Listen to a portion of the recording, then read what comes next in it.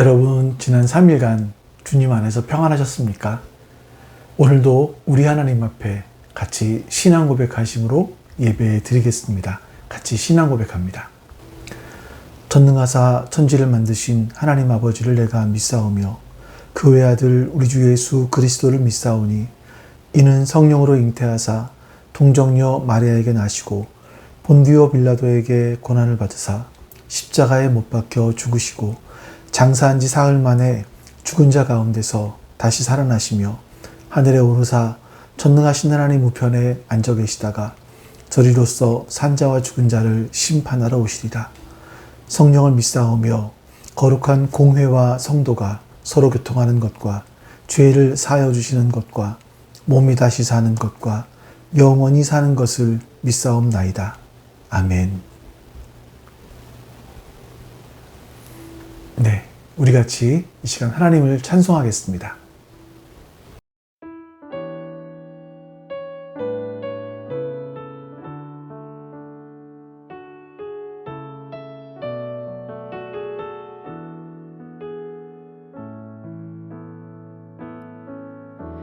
주여, 우린 연약합니다. 우린 오늘을 힘겨워합니다. 주 뜻 이루며 살기에 부족합니다.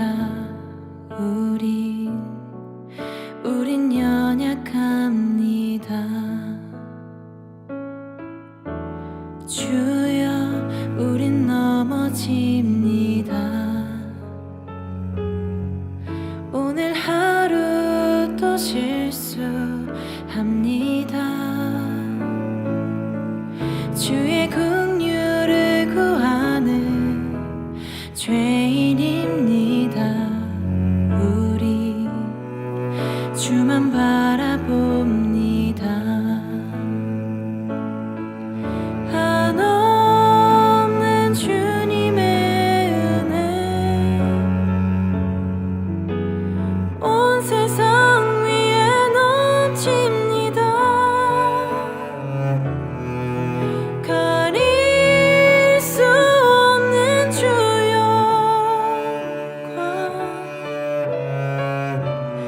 온 땅 위에 충만합니다. 주님만이 길이오니 우린 그 길 따라갑니다. 그날에 우리를 이루실 주는 완전합니다.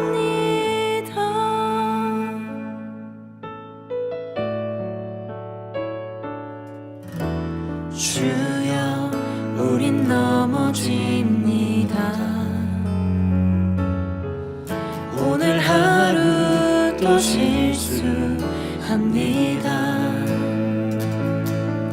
주의 긍휼을 구하는 죄인입니다. 우리 주만 바라봅니다.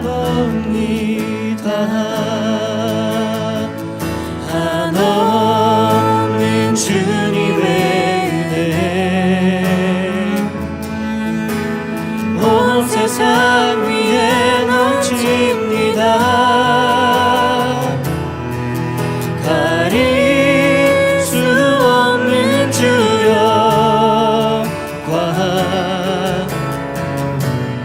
온 땅 위에 충만합니다. 주님만이 길이오니 우린 그 길 따라갑니다. 그날에 우리를 이루실 주는 완전합니다.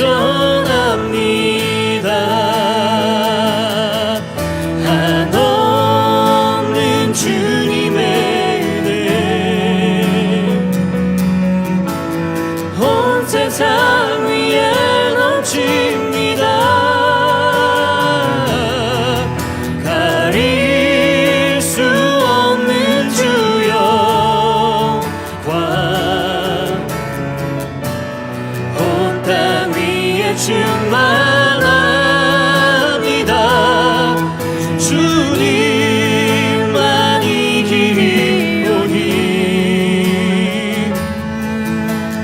우린 그 길 따라갑니다. 그날에 우리를 이루신 주는 완전합니다. 한없는 주님의 은혜 온 세상 위에 넘칩니다. 가릴 수 없는 주여 관 온 땅 위에 충만합니다.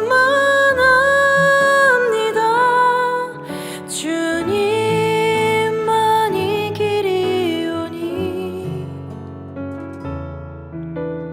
우린 그 길 따라갑니다.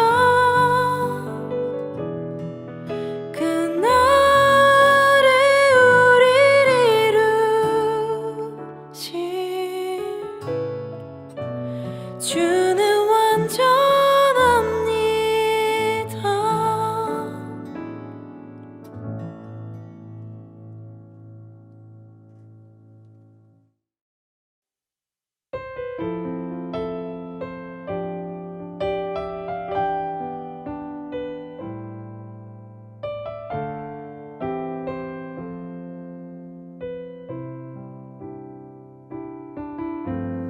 예수 나의 좋은 치료자 그의 눈이 머무는 곳은 나의 슬픔과 고통 고개를 들어 그의 눈을 볼 때에 난 알았네 예수 나의 좋은 치료자 예수 나의 좋은 치료자 그의 손길이 닿는 곳은 나의 상처와 아픔 영원히 흐를 것 같았던 눈물 다 멎었네 예수 나의 치료자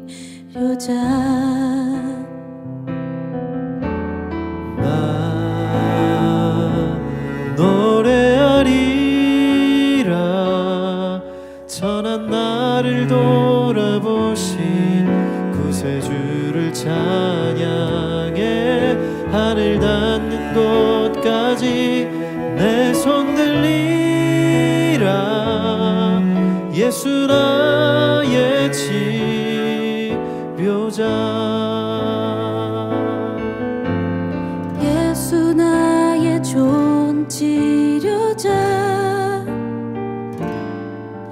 그의 손길이 닿는 곳은 나의 상처와 아픔 영원히 흐를 것 같았던 눈물 다 멎었네 예수 나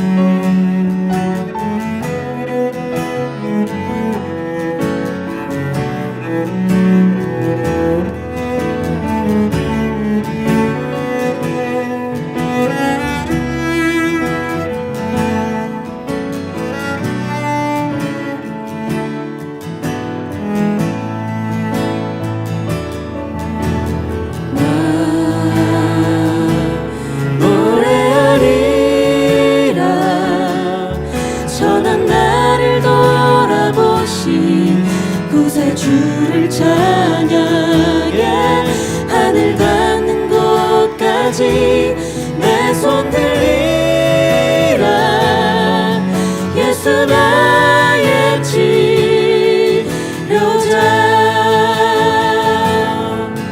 예수 나의 치료자,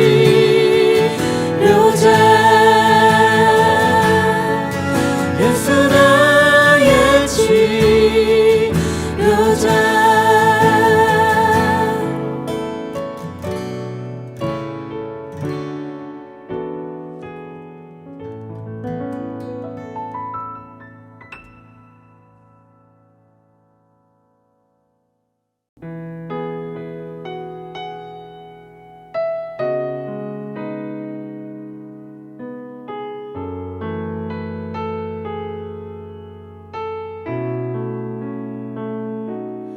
여호와 나의 목자 내게 부족 없네. 푸르른 초장 위에 나의 몸 누이시네. 선한 목자 나의 목자여. 생수가 넘치는 곳 날 인도하시네.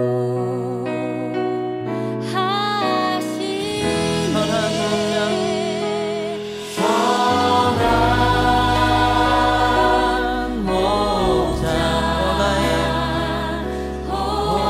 나의 목자여. 생수가 넘치는 곳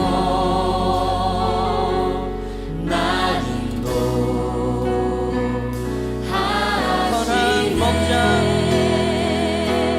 선한 목자,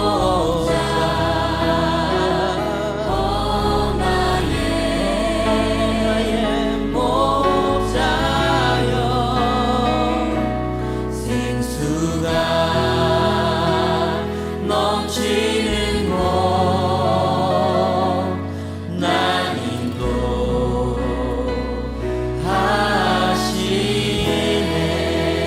아멘. 선한 목자 되신 우리 예수님께서 날마다 우리를 인도하실 것입니다. 아멘.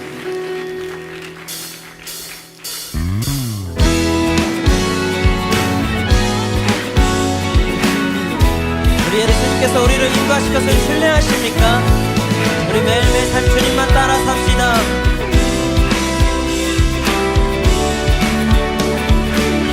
여호와 나의 목자, 내게 부족함이 없습니다.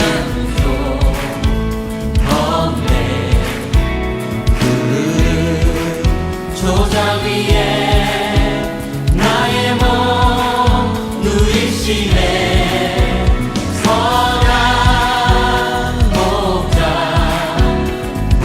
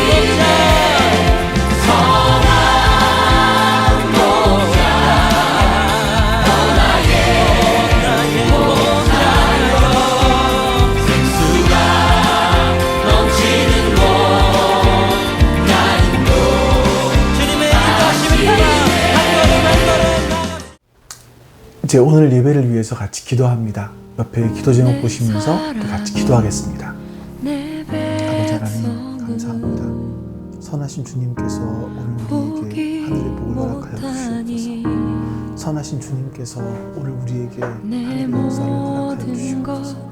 그렇게 주님을 바라보며 주의 은혜의 품속에 살아갈 수 있도록 주님 역사해 주시옵소서. 오늘도 살아계신 주님께서 우리의 인생을 가운데 여호와께 오늘도 역사하시는 주님께서 우리의 인생을 가운데 역사하여 주셔서 하나님 똑같이 생각할 수 있도록 도와주시옵소서. 그는 변치 않네. 여호와께 돌아가자. 우린 넘어져도 그 사랑 영원하네. 아버지 하나님 감사합니다. 오늘도 살아계신 우리 하나님을 예배할 수 있는 이 복을 주셔서 감사합니다. 그 은혜를 마음에 새기며 오늘도 주 앞에 예배드리게 해 주시옵소서. 성령 하나님 우리 안에 함께 해 주셔서 하나님의 말씀을 깨닫게 해 주시고 또한 그 깨달은 말씀이 우리의 삶에 실현될 수 있도록 힘도 더하여 주시옵소서. 감사드리며 우리 주 예수 그리스도의 이름으로 기도하옵나이다. 아멘.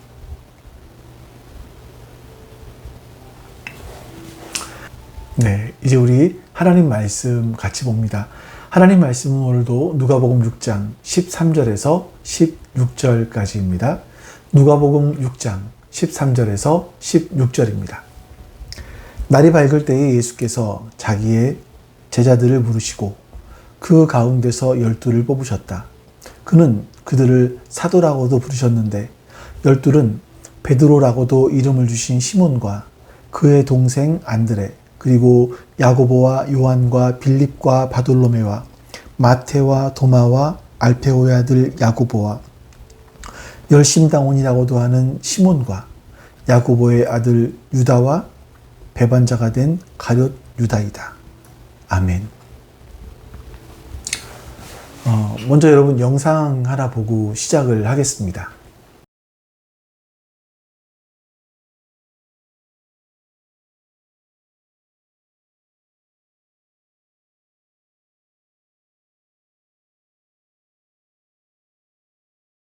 이 영상은 여러분들 어디서 많이 보신 적이 있으시죠?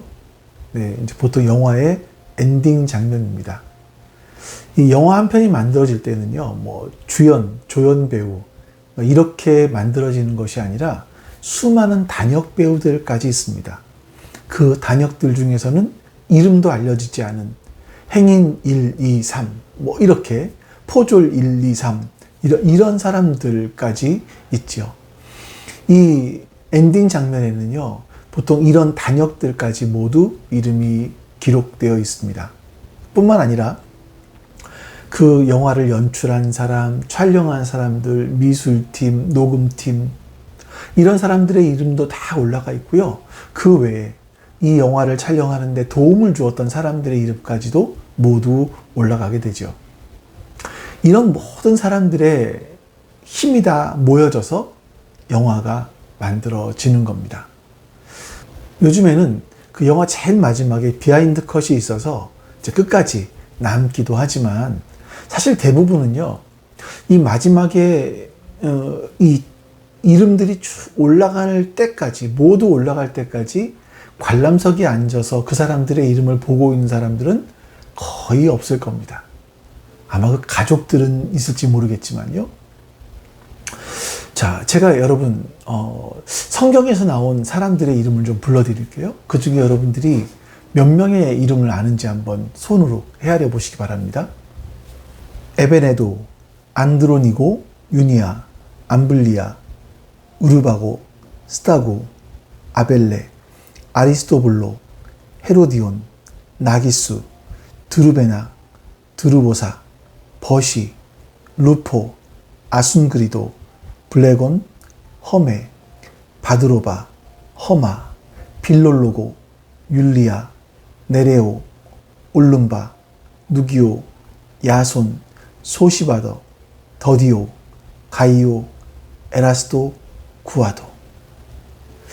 제가 30명의 이름을 불러드렸는데 여기서 여러분들이 아는 사람의 이름이 몇 명이나 있습니까? 좀 성경을 읽어보셨던 분들은 이제 몇 명 손에 꼽을 분들이 있긴 있겠죠. 하지만 대부분 처음 이름을 들어보는 사람들이 좀 많이 있을 겁니다. 사실 이 사람들의 이름은요, 로마서 16장에 나오는 사람들이에요. 그러니까 사도 바울이 보통 그 교회 편지를 보낼 때 마지막 부분에 그 교회 사람들에게 문안하는 장면들이 나옵니다. 이제 이 부분들이 로마에 있는 성도들에게 그 사람들의 이름을 거론하면서 불렀던 그 이름들인 거죠. 어쩌면 이 사람들은 뭐 영화의 엔딩에 나오는 행인 1, 2, 3과 같은 그런 단역처럼 보여지기도 합니다. 그런데 하나님께서 어떤 사람은요, 그 이름을 드러내서 쓰시기도 하시지만 어떤 사람은 그 이름을 이렇게 감추어 두고 쓰시기도 하십니다. 하나님께서 쓰시는 방법이 사람마다 다 다른 거죠. 자, 우리가 그 예수님이 탄생하시고 구유에 누워 계실 때 그 예수님을 찾아와서 경배드렸던 목자들, 그리고 동방박사, 이 사람들의 이름을 알지 못합니다. 또 예수님께서 베스다 들판에서 여자와 어린아이들을 제외하고 남자만 5,000명, 장정만 5,000명이나 되는 사람들을 배불리 먹이실 때 그것의 출발점이 되었던 빵 5개와 물고기 2마리, 이것을 가지고 온 소년의 이름도 우리는 알지 못합니다. 또 예수님께서 십자가를 앞에 두시고 예루살렘에 들어가실 때 타고 가신 그 어린 나귀를 제공해 주었던 사람의 이름도 우리는 알지 못합니다.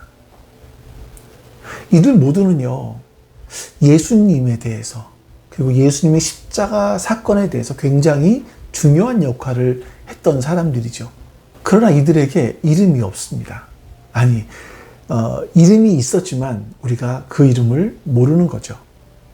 사실 하나님은요, 이름이 알려진 사람들을 통해서 일을 이루시기도 하시지만 이름이 알려지지 않는, 이름을 알 수 없는 사람들을 통해서 하나님의 일을 많이 이루어 가신다는 것을 우리는 성경을 통해서 많이 찾아볼 수 있습니다. 근데 그 대표적인 예가 오늘 본문에 나오고 있는 제자들 중에 2명입니다. 예수님은요, 제자들을 선택하시기 전에 밤이 새도록 산에서 기도를 하시고 그 다음에 예수님의 뒤를 이어서 하나님 나라의 복음을 전파할 제자들을 선택하시죠. 근데 그들 중에서 이름을 드러내는 방법으로 주님의 통로가, 주님께 쓰임받은 제자가 있는가 하면 어떤 사람들은 이름이 감추어진 방법으로, 그들의 업적이 무엇인지 알려지지 않은 방법으로 예수님의 손과 발로 사용된 사람들도 있습니다. 오늘 같이 나누게 될 알페오의 아들 야고보, 또 열심당원 시몬, 이런 사람들이 바로 그런 사람들이죠. 자, 먼저 이 알페오의 아들 시몬에 대해서 우리가 좀 같이 살펴보도록 하겠습니다. 이 성경에는요, 야고보라는 이름을 가진 사람이 3명이 나옵니다. 전에 살펴보았던 세베대의 아들 야고보, 예수님의 아주 가까운 사람이었죠. 그리고 예수님의 동생 야고보도 나옵니다. 이 야고보는 초대교회에서 굉장히 중요한 위치에 있었고 또 성경 야고보를 기록한 사람이기도 합니다. 그런데 거기에 비해서 알페오의 아들 야고보는 성경을 찾아봐도 그가 어떤 일을 했다, 어떤 사역을 했다, 무엇을 했다 찾아볼 수 있는 것이 기록되어 있지 않습니다. 제자로 뽑히긴 했지만 다른 제자들에 비해서는요, 기록할 만한 업적이 없어서인지 그들의 행적은 기록되지 않았습니다. 그러니까 세상적인 관점으로 본다면 그들은 제자로서 성공하지 못한 사람들이라고 말할 수 있겠죠. 그런데 성경에서요, 제자들의 이름을 기록한 곳 말고 이 야고보의 이름이 한 번 더 나옵니다. 직접 야고보를 말하는 것도 아니고 야고보의 어머니를 기록하면서 야고보가 한번 등장을 해요. 우리 마가복음 15장을 한번 보겠습니다. 여자들도 멀찍이서 지켜보고 있었는데 그들 가운데는 막달라 출신 마리아도 있고 작은 야고보와 요새의 어머니 마리아도 있고 살로메도 있었다. 그들은 예수가 갈릴리에 계실 때에 예수를 따라다니며 섬기던 여자들이었다. 그 밖에도 예수와 함께 예루살렘에 올라온 여자들이 많이 있었다. 예수님께서 십자가에 달려 돌아가실 때 그 십자가 주변에는요, 여러 명의 여인들이 있었다고 하죠. 그 중에 야고보와 요새의 어머니 마리아가 있었다. 이렇게 말합니다. 이때 여러분, 이 야고보라는 사람이 누군지 야고보의 이름 앞에 어떤 수식어가 하나 붙죠. 작은이라는 단어입니다. 그 야고보를 가리켜서 작은 야고보다 이렇게 불렀던 것 같아요. 아마 이거는 세베대의 아들 야고보와 구분하기 위해서 그렇게 불렀던 것 같은데, 그럼 왜 작은 세베대의 아들 야고보 그리고 알페오의 아들 야고보는 작은 야고보라고 불렀을까요?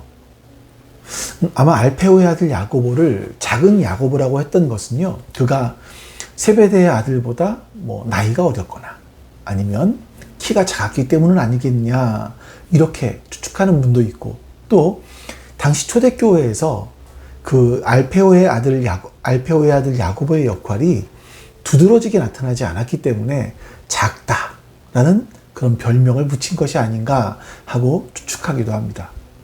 하지만 저는요, 이런 두 의견에 동의하지 않습니다. 하나님께서 이 세상적인 관점으로 너는 큰 일을 많이 했으니까 너는 큰 야고보다, 하지만 너는 뽑아놓기는 했는데 아무 일도 못했으니까 너는 작은 야고보다, 이렇게 평가하실 분은 아니라는 거죠. 우리 사사기 4장에 보시면 야엘이라는 여인이 한 명 나와요.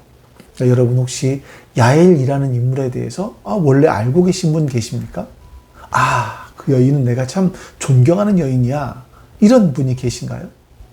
야엘은요, 당대에 사사였던, 같은 여자이면서 사사였던 드보라의 그늘에 가려서 우리에게 잘 알려져 있지 않은 사람입니다.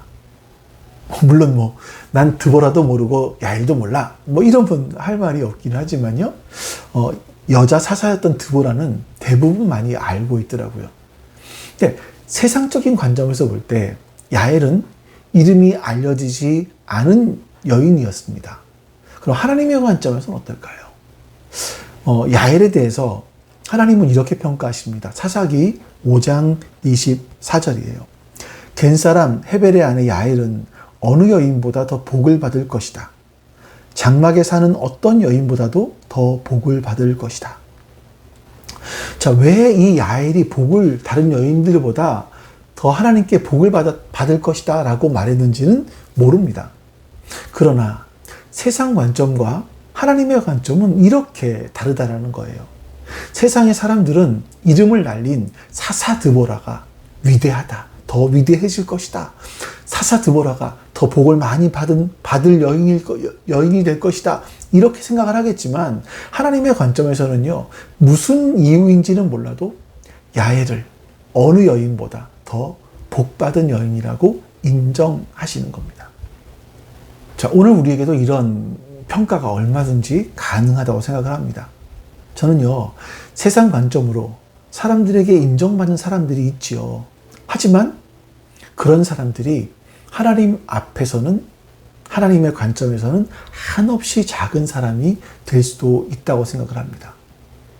세상 관점에서는요, 야엘처럼 한 것이 별로 없는 그런 여인으로 나와 있을 수 있지만 하나님의 관점에서는 그 여인이 어떤 사람보다 복될 것이다, 이렇게 인정을 받을 사람도 있을 수 있다는 겁니다. 우리가 창세기 5장에 보면 독특한 인물 한 명이 나오죠. 에녹입니다. 에녹은 죽음을 보지 않고 하나님 나라로 올라간 한 명입니다. 또 한 사람은 엘리야인데, 엘리야 같은 경우는 우리가 다 아시다시피 큰 업적을 남겼습니다. 하지만 에녹은 그가 어떤 업적을 남겼는지가 기록된 게 사실은 없어요. 우리 창세기 5장으로 한번 가볼까요? 에녹은 65살에 무드셀라를 낳았다.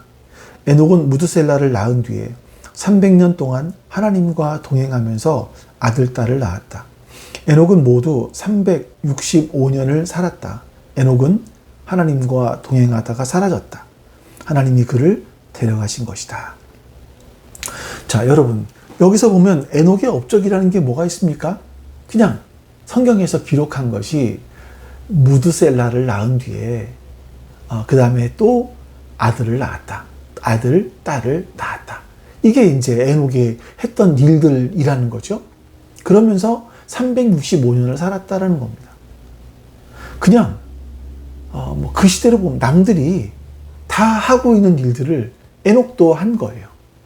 그 또 하나의 에녹에 대해 기록한 게 뭐냐면 하나님과 동행했다. 이렇게 말씀하고 있습니다. 에녹은요, 평범한 일상을 살았습니다. 평범하게 살면서 하나님과 동행했던 거죠. 하나님은 그 에녹이 너무나 소중해서 그 에녹을 너무나 빨리 보고 싶어서 하나님께서 그를 죽음을 보지 않게 하고 하늘로 데려가셨다고 성경은 말씀하고 있습니다. 제가 성경에서 그러니까 무엇을 했는지가 기록된 것이 없는 야고보에 대한 말씀을 준비하면서 이 야고보의 모습은 어쩌면 오늘 이 시대를 살아가고 있는 우리 부모들의 모습은 아닌가 하는 그런 생각이 들기도 합니다. 사실 우리는요, 하나님 나라를 위해서 큰 업적을 남길 일을 하지 못했습니다. 그러나 여러분, 위축될 게 없습니다. 하나님은 엘리야 같이 큰 업적을 남긴 사람도 하나님 나라로 데리고 올라가세요. 죽음을 보지 않고. 근데 자식을 낳은 일이 전부였던 에녹도 그를 하나님 죽음을 보지 않고 하늘로 데려 올라가셨다라는 겁니다. 여러분이 이 땅에서 하나님이 맡겨주신 자녀들을 위해서 하나님의 말씀으로, 기도로 최선을 다해 양육하는 것, 키우는 것, 그들의 생명이 건강해지도록 하는 것, 이것이 여러분 얼마나 소중한 것인지, 하나님께서는 여러분들이 그 소중한 일들을 잘 감당하셨다면 하나님은 그것을 인정하시고 기뻐하신다라는 거죠.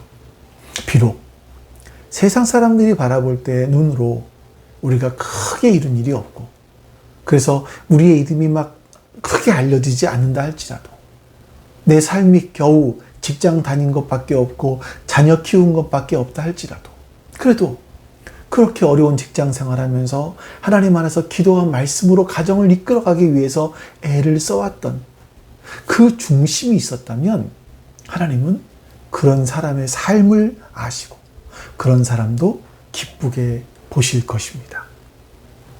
자, 두 번째로 볼 자는요, 바로 시몬입니다. 우리 시몬은 15절 말씀을 같이 한번 읽어볼게요.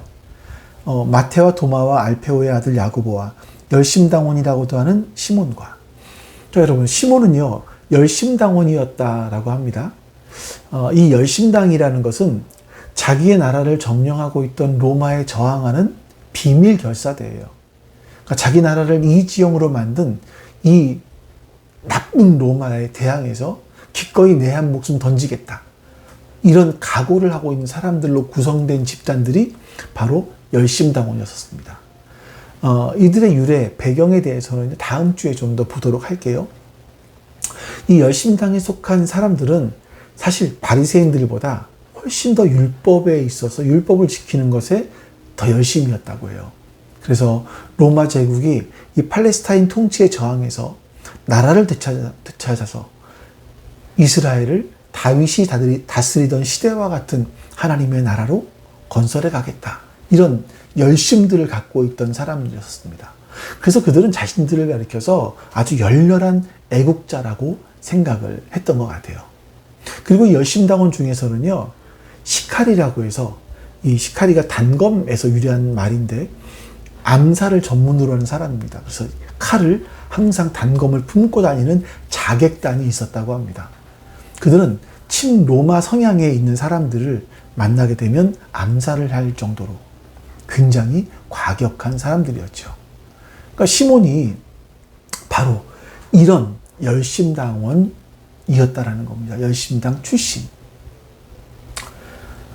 이 시몬에 대해서 말을 하면서 시몬은 열심당원이었다라는 것 이외에 사실은 그가 무엇을 했는지 기록되어 있지 않아요. 그런데 시몬을 보면서 참 재미있는 한 가지가 있습니다. 처음에 말씀드린 예수님의 제자들에 대해서 보면서 처음에 말씀드린 것처럼 예수님께서는요, 제자들을 4명씩 3그룹으로 나누어서 사역하도록 하셨습니다.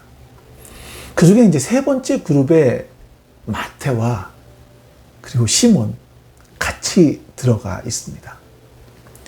이 마태와 시몬이 함께 들어가 있다는 게 뭐 그렇게 대수인가라고 하실 수 있겠지만, 사실 여러분, 마태는요, 전직이 세리입니다. 당시 세리는 열심당원의 혐오의 대상이에요. 열심당원들은요, 세리들을 로마 정부와 결탁해서 군중들을 착취하고 이 동족의 피를 빨아먹는 그런 사람들이라고 생각을 했었던 거죠. 근데 이 시몬이 열심당원이었다라는 겁니다. 열심당원 출신 시몬의 입장에서 마태를 본다면, 저 마태는 시카리에게 이야기를 해서 암살해야 될 그런 사람입니다. 이런 사람이 예수님의 제자 안에 함께 있는 것도 사실 속이 뒤집어지는데, 비유가 상하는데, 예수님은 그런 사람, 그런 마태와 자기를 한 그룹에 묶어두시고 같은 일을 하게 하셨다는 거예요. 여러분, 시몬의 입장에서는 얼마나 난감했을까요? 예? 얼굴만 봐도 역겨운데 아마 그 그룹을 뛰쳐나가고 싶지 않았을까 하는 생각이 들어요. 반대의 입장에서 마태는 어땠을까요? 마태가 이 시몬을 볼 때마다 혹시 저놈 나 죽이려고 하는 거 아니야? 혹시 품에 칼을 품고 있는 거 아니야? 항상 이 죽음의 두려움 가운데 있었을지도 모르겠어요. 자, 이런 상황에서 본다면 예수님께서 이 시몬과 시몬과 마태를 한 그룹으로 함께 공동으로 살아가게 만드시면서 그들에게 원하셨던 것이 무엇인가 하는 것을 생각해 볼 수 있습니다. 그것은 한 단어로 표현한다면 바로 포용력이라고 말씀드릴 수 있을 거예요. 예수님은요, 도저히 포용할 수 없고 도저히 하나가 될 수 없고 마음속에 적개심을 불러일으키는 이런 시몬, 마태를 한 그룹으로 묶어서 한솥밥을 먹게 하셨습니다. 우리가 살아가는 삶 가운데도 마태와 시몬의 관계 같은, 즉 나와 정말 맞지 않는 꼴 보기 싫은 사람들이 분명히 있습니다. 아마 가장 가까운 게 가족이 아닐까 싶어요. 한 설문조사기관에서 조사를 해봤더니 먼저 여자에게 물었습니다. 당신을 가장 힘들게 하는 사람이 누굽니까? 그랬더니 70%가 남편이다, 이렇게 이야기를 했대요. 남자들에게 물어봤습니다. 당신을 가장 힘들게 하는 사람들이 누굽니까? 했더니 자기 아내라고 말한 사람들은 30%밖에 안 됐다라는 거예요. 이래서 설문조사 마지막에 말미에 뭐라고 말하냐면, 남편들이 직장에서 받은, 사회생활하면서 받은 스트레스를 아내들에게 풀고 있기 때문에 아내들이 그렇게 남편들이 보기 싫다라고 이야기했을지도 모른다, 이런 이야기들을 하더라고요. 그러니까 우리가 살아가면서 정말 이렇게 꼴 보기 싫은 사람들이 주변에 분명히 있습니다. 반드시 있습니다. 우리가 예수님 믿어요. 예수님의 부름받고 받게 되면 제일 먼저 찾아오게 되는 게 그 시험이 물질, 환경, 아니면 뭐 무거운 짐, 이것도 아니라 가장 먼저 찾아오는 게 대인관계입니다. 거기 가보니까 마태가 있는 거예요.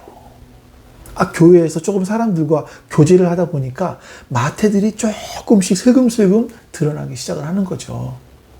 하나님께서는 왜 이런 사람들을 내 옆에 붙어 놓으셨을까요? 그건 내가 주님을 닮아가기 위해서 넘어야 될 디딤돌이기 때문이에요. 바로 그것이. 그래서 그런 사람들이.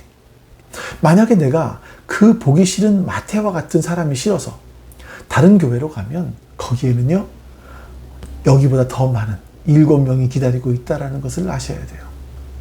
웃자고 한 얘기가 아니에요.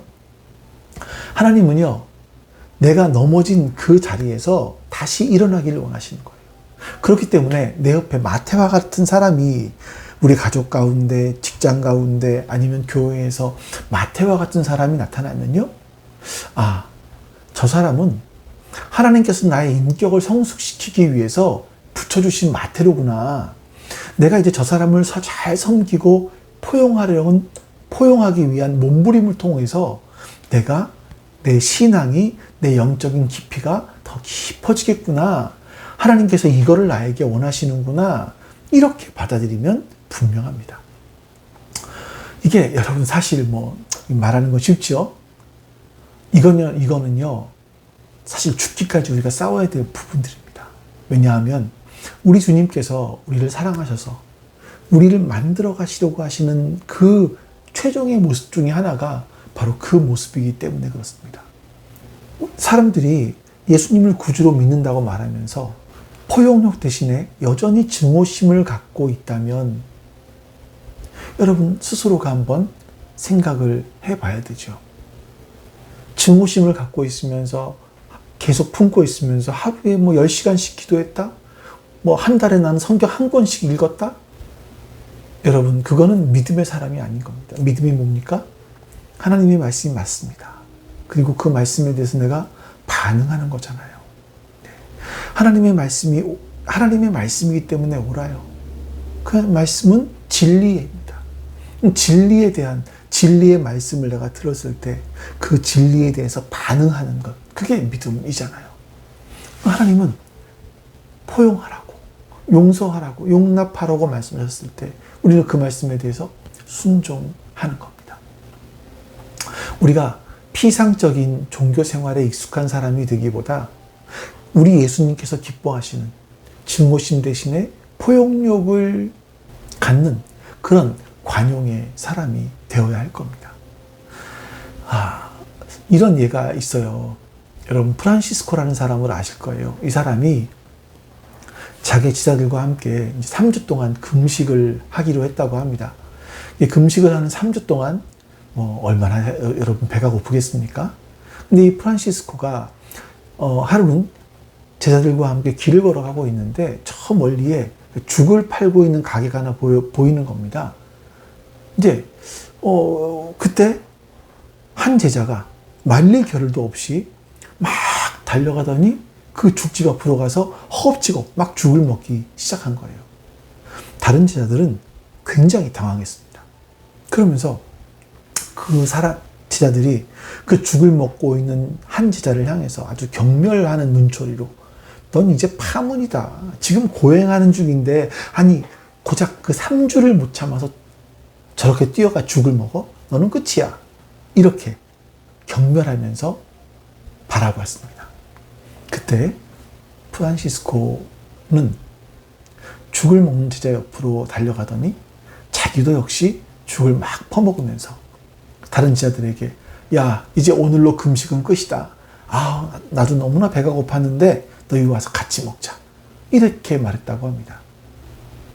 여러분, 프란시스코가 진짜 배가 고파서 먹을 걸 보고 참지 못해서 죽을 먹었겠습니까?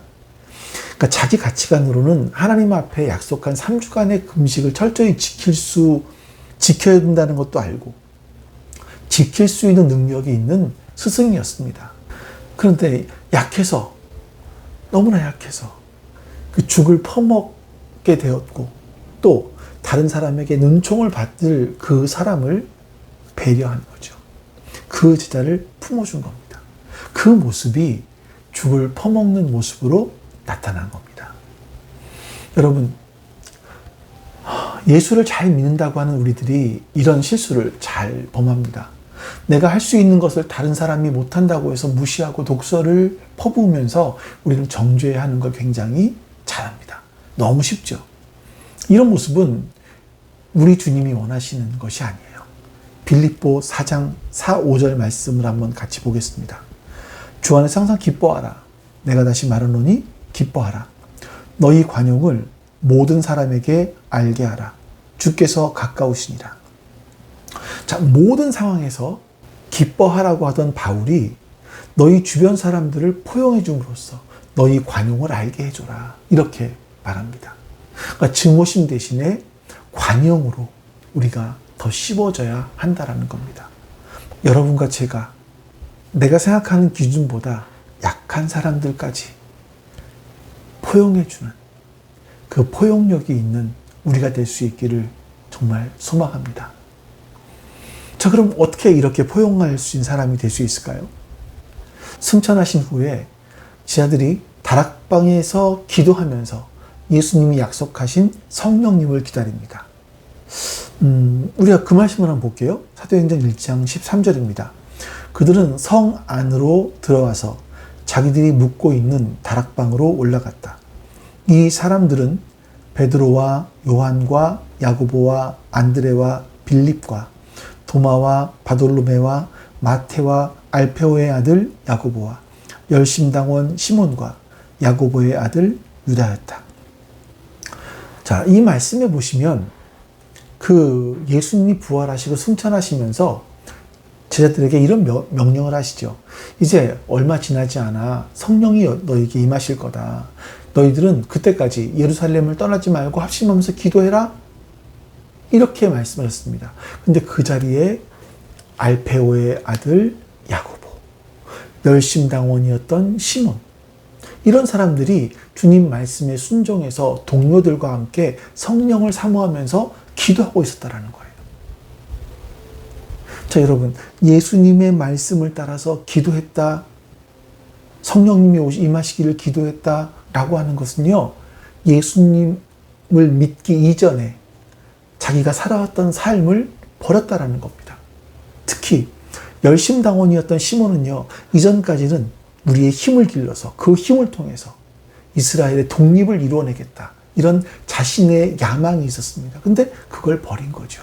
그리고 주님의 방법으로, 기도하는 방법으로, 예수님처럼 십자가에 죽는 방법으로 바로 하나님의 나라를 이루어 가겠다라고 결단을 시작한 것입니다.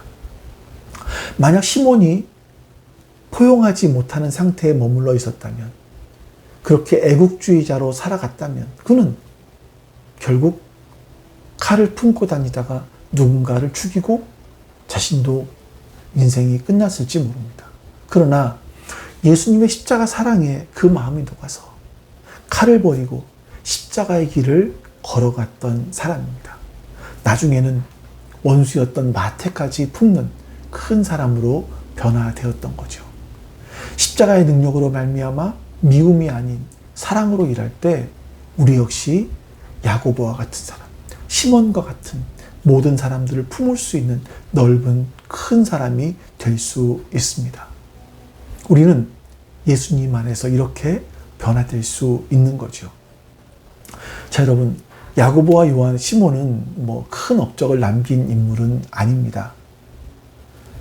그렇지만 보이지 않는 곳에서 한결같이 성실하게 그리고 끝까지 자기에게 맡겨진 소임을 다하다가 주님의 부름받았던 그런 하나님의 사람들이었었습니다.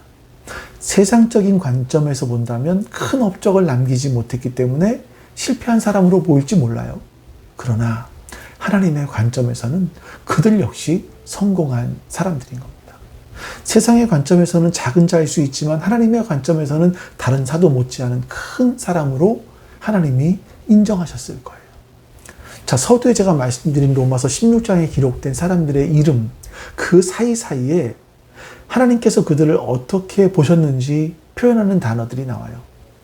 주 안에서 수고한 누구누구, 우리의 동역자 누구누구, 내 목숨을 위하여 자기의 목을 내놓은 사람 누구누구, 주님 안에서 사랑하는 누구누구, 이렇게 기록되어 있죠. 세상의 관점에서는 큰 업적을 남기지 못한 작은 사람이지만 성경은요, 하나님은요, 그들을 결코 작은 사람이라고 표현하지 않고 있었다라는 겁니다. 저는 여러분들이 뭐 큰 역할을 맡아서 이름을 알리는, 이름이 알려지는 일을 하시던, 아니면 이름도 없고 빛도 없이 그냥 뒤에서 묵묵히 자기에게 주어진 일을 다 하시던, 여러분이 맡겨진 일에 성실하게 다 그 일을 감당하시며 주님과 동행하는 그런 여러분과 제가 되기를 주님의 이름으로 축원합니다. 우리 같이 이 시간에 주기도문으로 기도하겠습니다.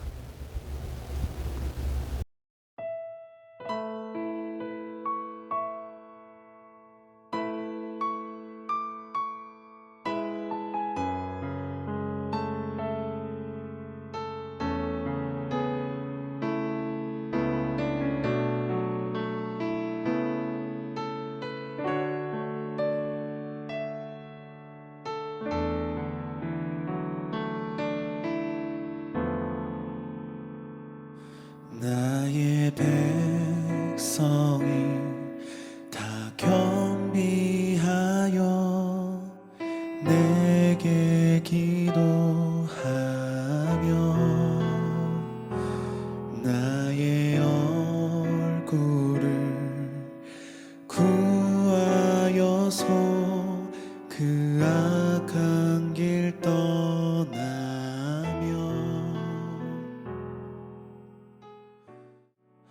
하늘에서 듣고 죄를 사하며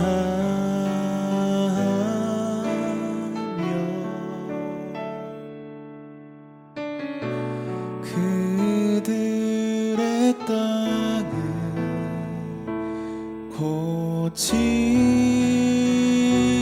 고치리라. 아버지여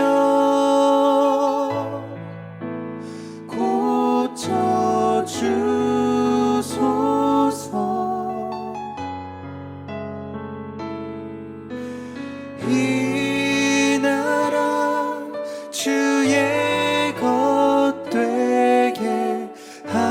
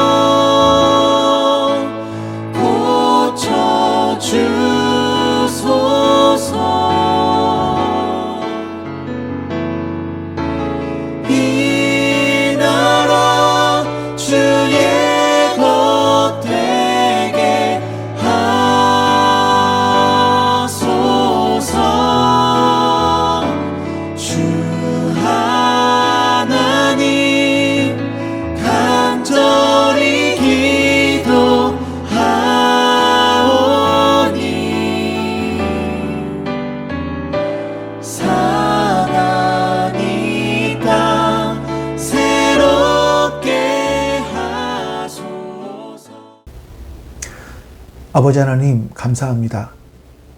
하나님께서 오늘도 우리에게 하늘의 은혜를 주셔서 우리가 이 땅을 살아가며 무엇을 추구하며 살아가야 될지 하나님 새롭게 보게 해 주시옵소서.